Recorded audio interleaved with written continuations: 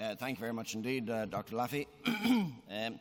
The title that I'm asked to address is that hypercapnia is safe and well tolerated in the critically ill. I have no financial conflict of interest in this topic. I wish I did, but I don't. I do have research support, the holder of the Dr. Jeffrey Barker Chair in Critical Care Research in the University of Toronto and the Hospital of Sick Children, and I hold 2 federal operating grants from the Canadian Institutes of Health Research. Hypercapnia is safe and well tolerated in the critically ill, no doubt about that, but of course, like so many things, it depends, maybe in different ways than sometimes we think.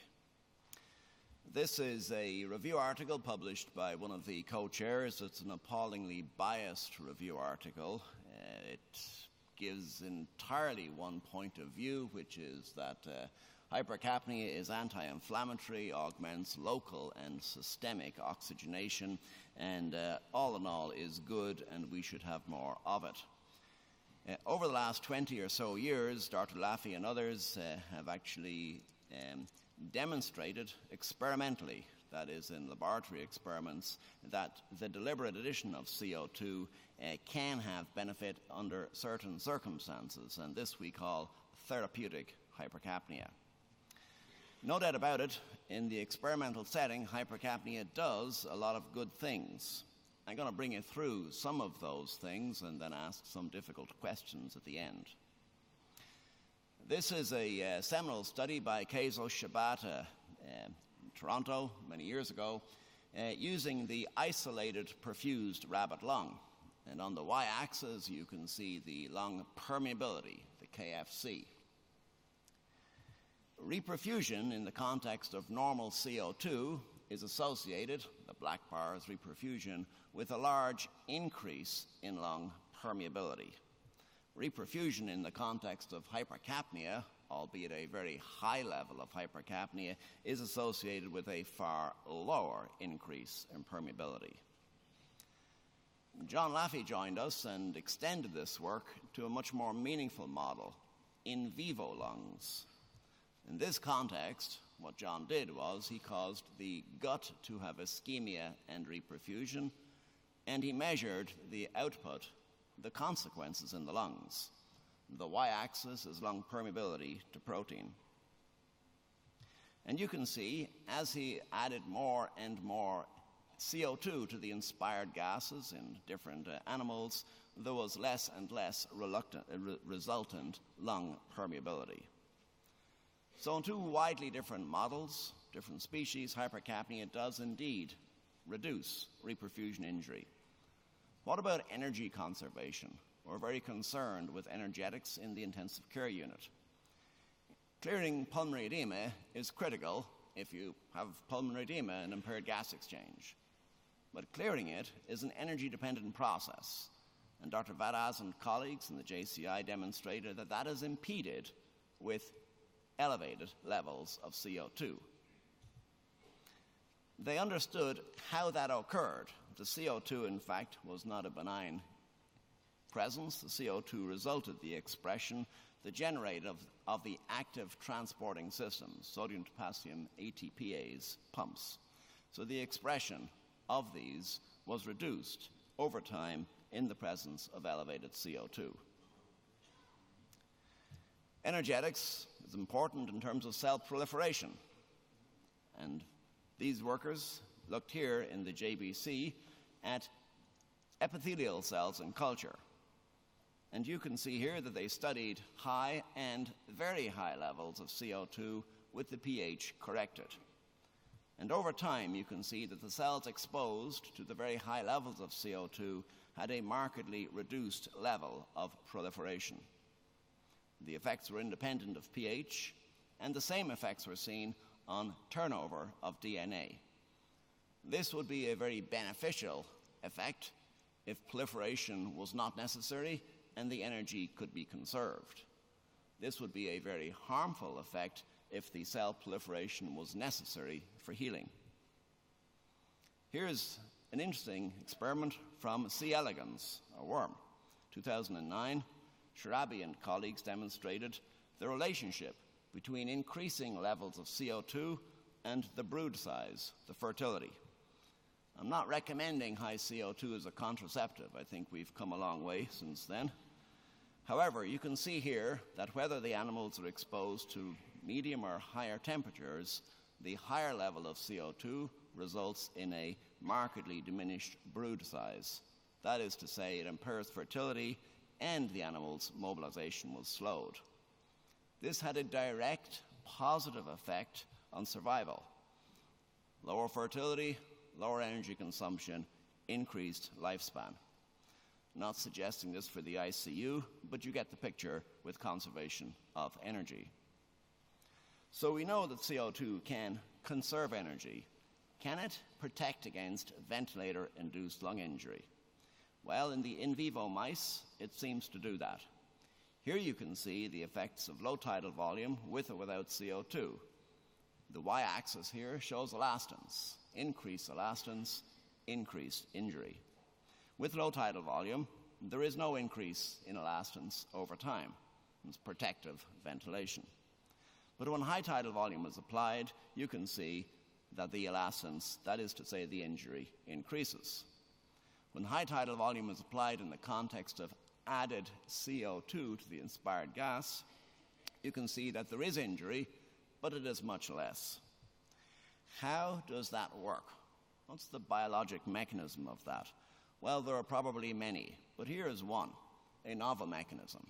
ADAM is an enzyme called a Oxidase, and here you can see a picture of two pulmonary epithelial cells side by side. You can imagine stretching this cell, and the ADAM, the Oxidase, which is a matrix metalloproteinase, sheds off receptors and allows them to translocate into the blood and across into other cells. The neighboring cell has a receptor, EGFR. It's a receptor which, when activated, activates downstream mechanisms and a central MAP kinase. We know that the MAP kinase is activated by many systems, such as LPS and sepsis, is involved in ventilator-induced lung injury. We don't know if the novel Oxidase is involved, and this would be important because drugs are available to inhibit Oxidase, which are positively effective in various malignancies. And Gela Tulakowski published this work last year, demonstrating that Oxidase, in fact, is probably important. Here you see the green outline of a confocal microscopy image of a lung. You just see the lung microanatomy. The red dye shows TNF receptors. These receptors are susceptible to being snipped off and thus disappearing over time from the cell surface. And if there's no stretch and normal CO2, the red dye pretty well stays. There's very little active Oxidase, and therefore very little loss of the red dye, the TNF receptor. Under conditions of normocapnia, when the cells are stretched, what you see is the anatomy, the outline, the red at baseline, and then after an hour, you see that it has mostly disappeared. The Oxidase was activated by the stretch, the TNF-R receptor has disappeared, there is less red dye. But when this stretch occurs under the context of hypercapnia, when you add CO2 to the ventilated mouse lungs, you see at baseline there is red dye, and this is conserved. The Oxidase is inhibited. And this is potentially important because CO2 here uncovers a mechanism of ventilator-induced lung injury, and this mechanism is amenable to drug treatment. So hypercapnia protects against villi, and that's one mechanism, Oxidase inhibition. What about patients? This is an old study of the ARDSNet database by David Craigenow and colleagues. And what you can see here is that when patients were ventilated with 6 mL per kilo, the odds ratio of survival in the presence of respiratory acidosis was the same as in the absence of respiratory acidosis. But in patients ventilated with 12 mL per kilo, that is to say ventilator-associated lung injury, the presence of respiratory acidosis appeared to be protective. What about effects on oxygenation or inflammation? Ozone AXA in patients, surgical patients, demonstrated that as CO2 is increased in patients, end-tidal CO2, you could see sequential increases in cardiac index, muscle O2 saturation, laser Doppler muscle perfusion, and subcutaneous oxygen tension. Doesn't translate into a patient benefit that we can yet exploit, but certainly a positive effect. And Dr. Gao and colleagues in last month's anesthesiology demonstrated that in one lung anesthesia, a condition where lung inflammation is a big concern, you can see here interleukin-1 beta as a specimen inflammatory cytokine. Under conditions of baseline and after one lung anesthesia, when air was insulfated, there's a high index, and this is much lower when CO2 is insulfated into the stretched lung. And this is one example of many such pro-inflammatory mediators. So you would think, therefore, that hypercapnia is simply too good to be true, and you'd be right. Let's look at pneumonia. The positive news continues. This is work from John Laffey's lab, and Dr. Nick Hongoyle demonstrated that a short-term model of E. coli is improved with hypercapnia. You can see here, this is morphometry, and a harmful effect of an intervention, bad pneumonia, would be associated with less airspace in morphometry and more tissue. With hypercapnia, what you can see is that the airspace fraction is increased and the tissue fraction is reduced. Therefore, hypercapnia is beneficial. In the short term, it's very good. But even when I'm on looking after patients in the ICU, their pneumonia lasts longer than 6 hours. So Donald O'Croneen in the same lab looked at a 2-day model of E. coli pneumonia. Here you can see the picture that tells the baseline. E. coli, a robust histologic response. E. coli with CO2, a far more robust histologic response. The slides are not mixed up. The CO2 has made matters worse, not better. Why is this? The lung colony count is on the y-axis. In the context of hypercapnia, the E. coli count is not decreased, it is increased. So the long term, maybe not so good. And why is that?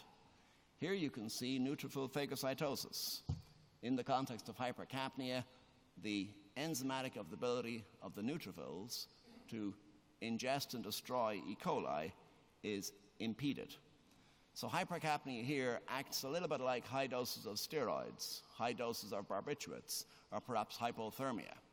Good under certain circumstances, but not good under every circumstance.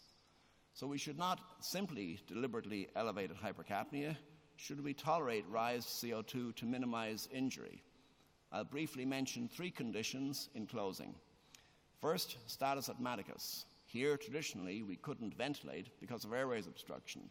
And in the past, we ventilated anyway, despite obvious lethal barotrauma. Darioli and Perret, in 1984, intubated asthmatics with CO2 levels between 1 and 200. The management strategies were limiting peak airway pressure to less than 50. The CO2 was not reported, presumably extremely high. In a background of a mortality ranging from 10 to 40% for intubated asthmatics around about the 1980s, the present study had a 0 mortality. Asthma, of course, is an easy condition to appreciate. It's kind of a solo condition. And if the patient's only problem is asthma, the major threat is lethal barotrauma, and CO2 here doesn't matter. Persistent pulmonary hypertension of the newborn is a condition that many of you here are not familiar with. It's a neonatal condition. It's characterized by a high pulmonary vascular resistance and a connection through the ductus between the aorta and the pulmonary artery and a patent ASD.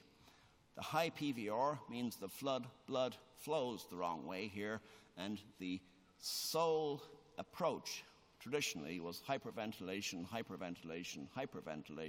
which destroyed children's lungs in an effort to lower the PVR. It was a futile effort, and J.T. Wong, an anesthesiologist in Columbia University, published a series of 15 neonates where he avoided excess pressures, allowed elevated CO2, and had a markedly reduced mortality and reduced incidence of chronic lung disease. In ARDS, Dr. Slutsky mentioned, the mechanics are impaired, the compliance is low.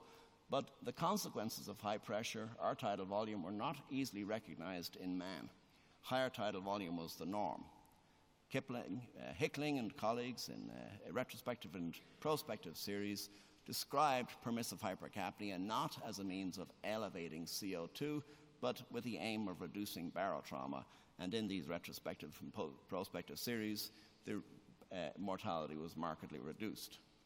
So ARDS, of course, is a confounding condition. It's not a solo state. It has many confounders, many non-pulmonary causes of death, and the contribution by Hickling and colleagues was to see that the lethal potential of mechanical ventilation was there.